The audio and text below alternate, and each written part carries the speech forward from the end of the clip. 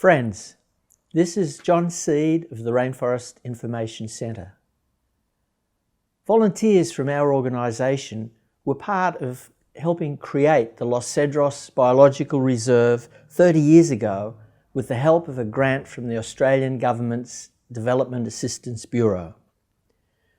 We've been involved in saving Los Cedros from multiple threats since then, including illegal loggers, poachers and land developers. As a result of the hard work of Jose Decoux and his allies, according to ecology professor Bitty Roy from the University of Oregon, Los Cedros is the best preserved forest in Western Ecuador. She is one of the many academics who have done extensive research on the biota of Western Ecuador and Los Cedros in particular. However, we're now facing the most serious threat so far. A corrupt and illegal agreement has handed Los Cedros over to the Canadian mining company Cornerstone Resources. 23 international scientists have written a letter celebrating the biological splendour which is at stake here. Their letter begins. On June 14, 2016, the Canadian mining company Cornerstone Capital Resources Incorporated entered into a joint exploration agreement with Ecuador's state mining company ENAMI. As part of this agreement, a large swathe of pristine choco cloud forest has been put into a mining concession. Much of this forest was previously protected, including most of Los Cedros and all the Cordillera de la Plata. Together, these include some of the last major unlogged watersheds in all of Western Ecuador, in one of the most biodiverse regions on Earth. Cloud forests like Los Cedros are becoming fewer and fewer. They are of the utmost importance to global climate and hydrological cycles. The impact of this decision goes far beyond Ecuador. A report by Earth Economics clearly demonstrates that the ecosystem services of the region far exceed the potential revenues of mining.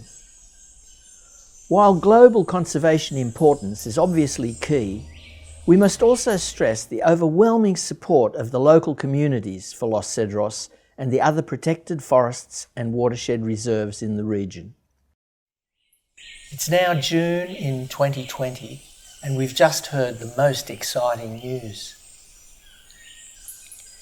As you've seen, in 2017, Ecuador's Environment Agency handed out mining permits for a third of Ecuador's protected forests, including a permit for gold mining in the Los Cedros Reserve.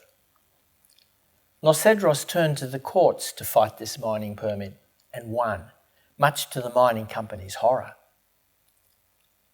The government, coordinating with the mining companies, appealed the decision.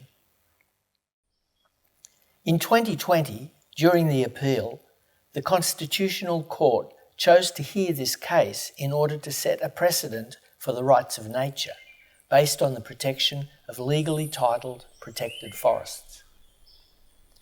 This could not only protect the 4,800 hectares of Los Cedros, but all of the other 186 protected forests in Ecuador, totaling 2.3 million hectares.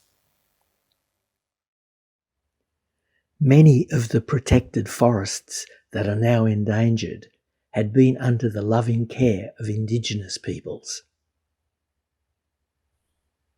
As Ecuador was the first nation to include the rights of nature in its constitution, it could now become the first to actually protect such a huge swathe of biodiversity based upon this constitutional innovation, and hence set an invaluable precedent worldwide.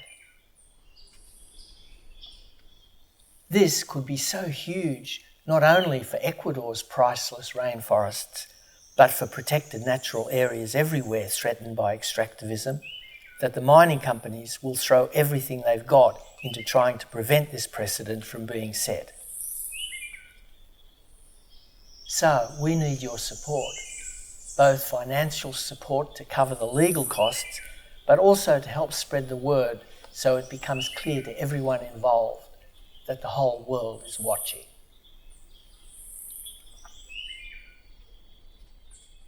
The ultimate fate of these ecologically unique ancient forests will be decided by the actions of just one species.